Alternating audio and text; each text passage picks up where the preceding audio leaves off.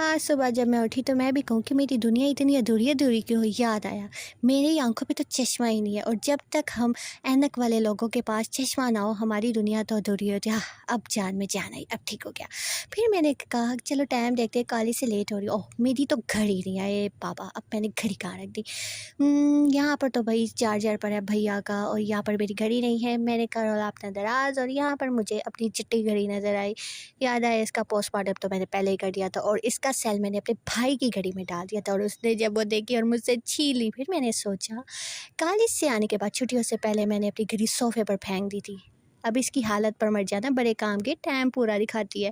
वो क्या है ना कि पेपर के दिनों में मेरी घड़ी जो है वो ख़राब हो जाती है, और फिर मुझे इसी खरबा घड़ी का सहारा लेना पड़ता है। मम्मा कहती है कि वैसे तो तुम्हें याद नहीं होती, और फिर जब पेपर आते हैं और तुम्हें कुछ मिल रहा नहीं होता, और तो फिर तुम्हें ये घड़ी याद आ जाती है। तो इन्हें मैंने कहा बाहर के मौसम देख लिया जाए, क्योंकि मैंने पैदल जाना था। सूरज तो ऐसे कर रहा था जैसे अभी तल के रोस्ट कर देगा तवे पे। खैर फिर लगी प्यास, मैंने कहा प्यास भी लग जाएगी, और ये बोतल मेरा शिकायत नहीं है, ये मेरी भाभी की है, इसको तो मैं हाथ लगाने से कतराऊँगा। और यहाँ पर मैंने अपनी बोतल निकाली।